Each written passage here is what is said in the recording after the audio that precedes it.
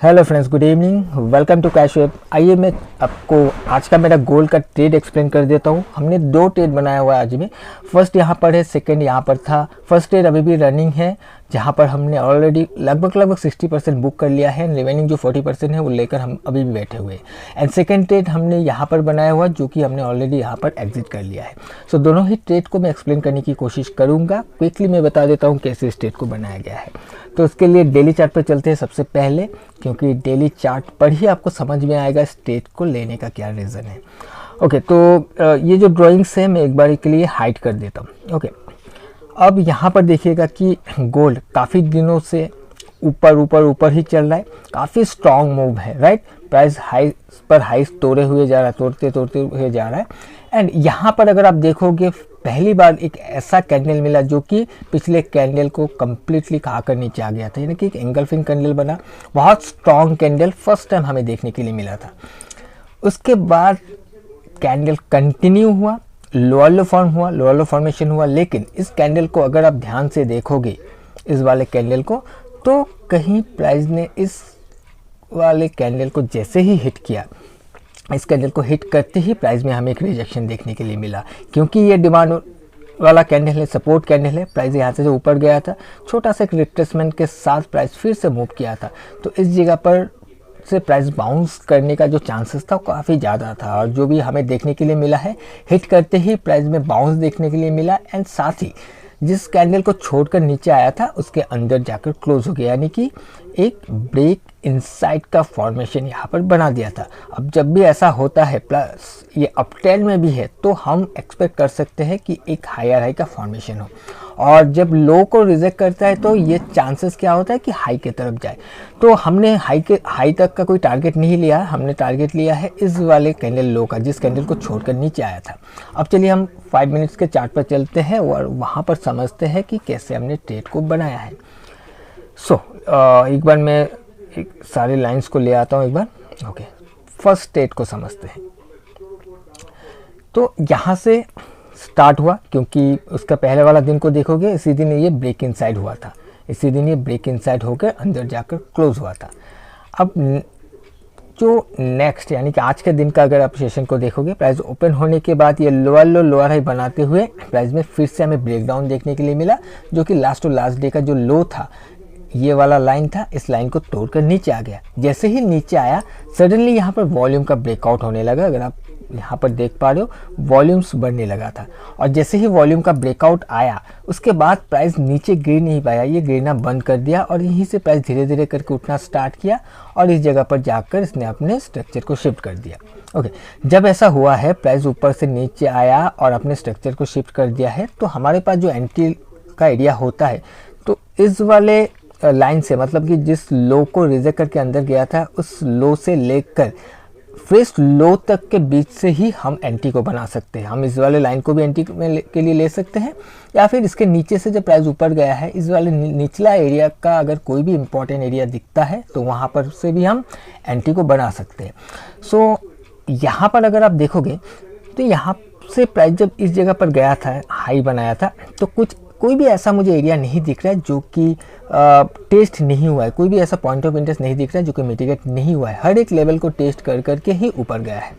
तो उस केस में हमें एंट्री यहाँ पर बनाना होगा, क्योंकि कुछ लेवल नहीं दिख रहा है। दूसरा, थोड़ा सा रिस्क यहाँ पर था। रिस्क इसलिए था कि प्राइस, अगर हम यहाँ पर भी एंट्री बनाते हैं, स्टॉप लॉस यहाँ पर होना पड़ेगा इस वाले लो के नीचे। ये काफ़ी बड़ा हो रहा था, हमें स्टॉप लॉस को भी छोटा करना होगा। सबसे पहला तो ये स्टॉप लॉस कहाँ पर रखे, तो स्टॉप लॉस का एरिया मैं आपको दिखा देता हूँ कहाँ पर मैंने रखा था। लेकिन रिस्क क्या था?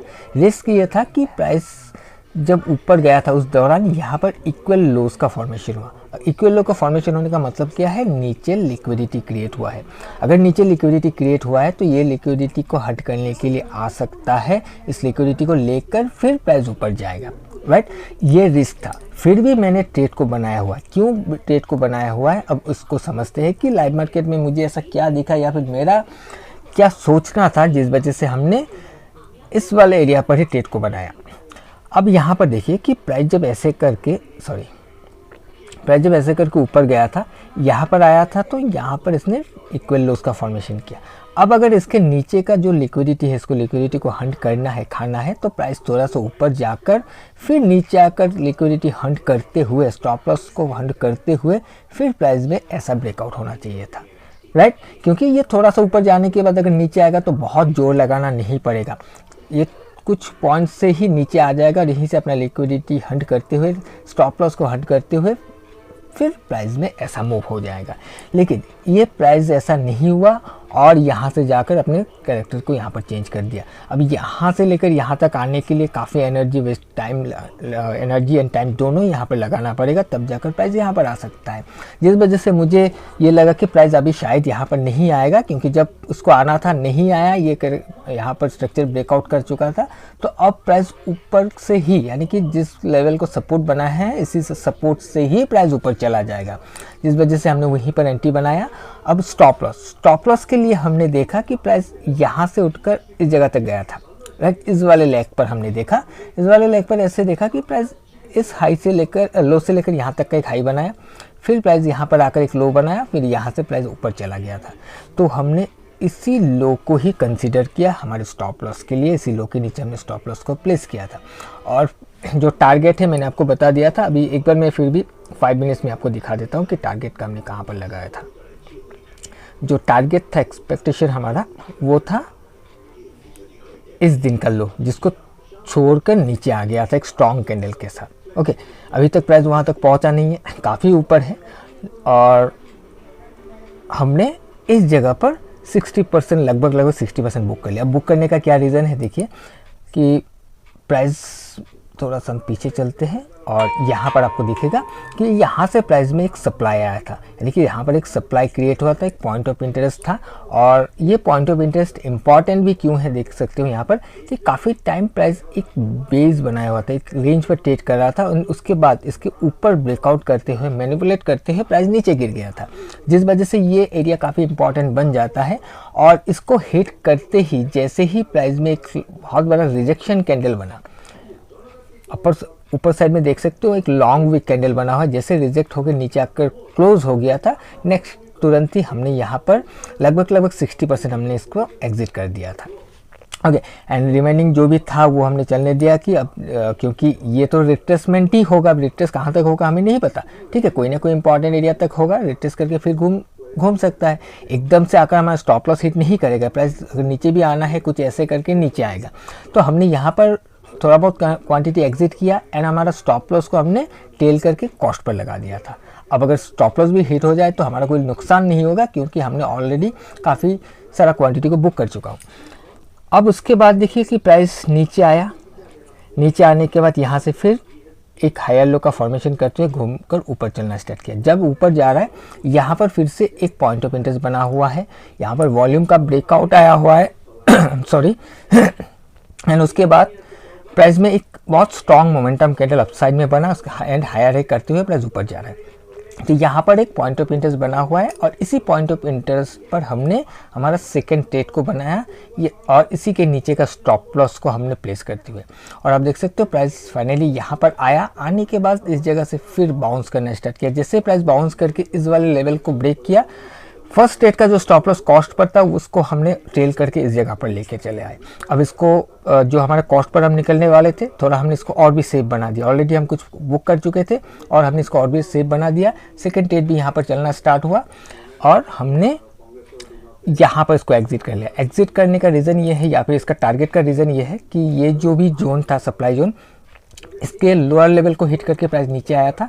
जब प्राइस यहाँ से घूम रहा है तो इसके हाई के ऊपर का जो भी लिक्विडिटी है, जस्ट हमने इसको ही टारगेट किया था और इसी के हाई पर हमने टारगेट को लिया था। जैसे इसको हिट करके एक डोजी कैंडल बनाया हुआ है, आप देख सकते हो एक रिजेक्शन कैंडल बनाया हुआ है छोटा सा। इस कैंडल का रिजेक्शन के साथ ही हमने इसको एग्जिट कर दिया था। तो एग्जैक्टली हमने यहाँ पर नहीं किया, इस कैंडल के क्लोजिंग के बाद ही हमने यहाँ पर इसको एग्जिट किया। सो अभी भी प्राइस ऊपर चल रहा है, अभी एक बेस बनाने की कोशिश कर रहा है एंड हम उम्मीद कर रहे हैं कि इसका जो ब्रेकआउट है, अपसाइड में ब्रेकआउट होकर ऊपर चला जाना चाहिए।